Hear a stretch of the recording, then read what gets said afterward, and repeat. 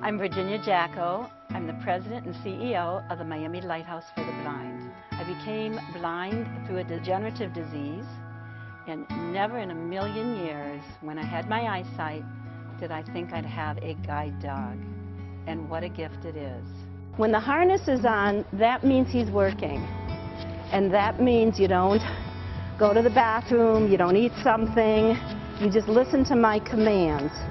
So you noticed as I was walking down the hallway, I started to point like that and say, right, right, right. And what I was telling him is, I want to turn right. And then he looked for an opening, the door, and when he turned, I knew that was my door. Now I'm going to walk up these stairs to my apartment because I'm on the second floor and it's easier than taking the elevator. See, he stopped at these steps. Forward, Jacko. Forward. So I would have known there's steps there because he stopped, and then I feel with my foot. Right, right. Good boy. Tracker with this harness on is very docile, okay? Now, I'm going to take the leash off, I'm going to take the harness off, and he is in essence like a pet dog. But when you're ready to play, you're ready to bark, aren't you? See, he's a different dog, right? Oh boy, only I feed this dog. So if it's a pet dog, all the family members feed the dog. But when you're blind, you don't want the dog to become bonded with another person, because you might be walking down the street with the dog in harness and you're totally blind, and so you don't want the dog to lurch towards someone else that they also like. So no one feeds Tracker except me. Tracker is my eyes, and so if he doesn't stop where there's a change in elevation, if he doesn't stop where there's a hole, I am going to get hurt. You know, he knows where the door, you saw him turn toward my apartment, he knows that. And you know, that's some pretty sophisticated training. When I get home from work, the first thing I like to do is start brushing Tracker, because he's had a long day with me, and this is his reward. Isn't it, Tracker? Is that good? Mm-hmm. Thank you for the kiss. Oh, good boy. Oh, I'm sorry. Sorry, Tracker. See, this is a little bit different than a pet dog, because, you know, you usually have eyesight and you don't kneel on their tail. Good boy. Oh, good boy. And this is good for bonding. It's good to get those oils moving all around, and Tracker never smells. People say to me, if you're in danger, would your dog protect you? And I often reply, he really wasn't trained to be a guard dog, but I think his natural instinct, because of the bond, would be to protect me. Think of all the blind people that would love to be able to do what I'm doing. And the only reason I'm doing what I'm doing is because of Tracker, because even if I had a cane, like up on that veranda, with a cane you're shorelining, you have to touch something. But Tracker just found the stairs for me. Did you notice that? Forward, Tracker. Forward, forward. And it takes a lot of confidence in your dog to do this. Tracker has given me freedom.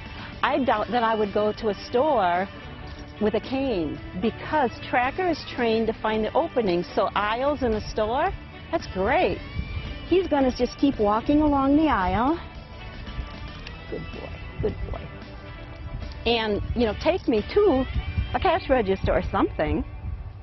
So Tracker's given me my freedom. But he's trained to find all the openings, to find the change in elevation, to find the elevator. He'll recognize an elevator and stop. So he has given me my independence. And the hardest thing to do when you first start working a dog is trust your dog, especially like on steps, because I fell down the escalator before I had Tracker at O'Hare Airport and I got hurt pretty badly. So for me, steps were like, I don't like this. Here we go, Tracker. And now we're pros, aren't we, Tracker? Now we're pros. Good boy.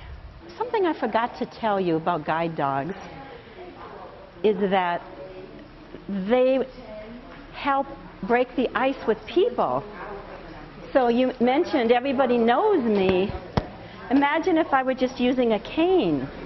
Because people don't stop and talk to canes, but they surely will stop and talk to a dog, and then you get to know the person. One of my success stories psychologically was the when I was truly able to come over here to the gym. Because when we first moved here, I thought, there's no way I can use that gym. How would I ever find it? And Tracker finds it for me. Good boy. That's a good boy. And now, for an hour, I work out in the gym, and Tracker just lays there and waits for me. And when he hears my voice, he stands up to say, oh, are we going to go now? So I've got 95 pounds on my left side all the time with Tracker. And some people told me that they thought my shoulders were starting to do this. So I work real hard to keep, good posture, to stand straight, keep my balance, and then core strength. Because I think if a person has core strength, they truly can enjoy their animal more. Now, imagine if you had eyesight and then suddenly you didn't. And you moved to a new place to live, and you wanted to go to a gym, and someone walked you over there, and you thought of all the different choices you would have. Which door you would go out of. Would you walk along the sidewalk? When you get in the open lot where the cars are, it's, how do I walk? Which way do I go? I had a guide dog trainer come with me the first time that I had Tracker to come here. And I learned the route with Tracker. A couple of times we did it, and after that it was like it was in his brain. And he knew the route. So he actually probably learned that route faster than I would have. And I just keep trusting Tracker, hoping he takes me where I want to go. And usually he always does. But Tracker and I, we're one, aren't we, buddy? As you can see, Tracker keeps me safe. He's my eyes. He's my mobility. He's my independence. And so when some people would say, when something happens to your guide dog and it comes time to replace the dog, it'll be very difficult. And at first, I really didn't know what they were saying. But as Tracker gets closer and closer to age 10, which is about the age you start to retire your dog, because we've worked a long time, we deserve to retire, so does a guide dog. And so when it does come time to retire Tracker, if this condominium association won't let me have him here, because they normally don't let you have two dogs, and he will no longer be a working dog, and if I have to give him to someone else, it will be so painful because it can't be someone that works, because he's not used to being home alone. It can't be someone that's going to stick him in a kennel because they travel. And as now that he's 7.5, soon be 8, I start to think of those next 2 years. And it'll be time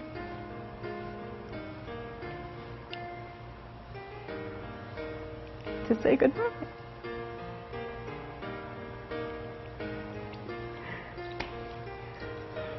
And guess what? He doesn't like, did you notice what he just did? He walked away from me. Oh, no, you're going to kiss me. Sweet boy. Thank you. They say a dog has so many expressions on its face. I don't see those. But I sure do feel the tail wag when he wags his tail.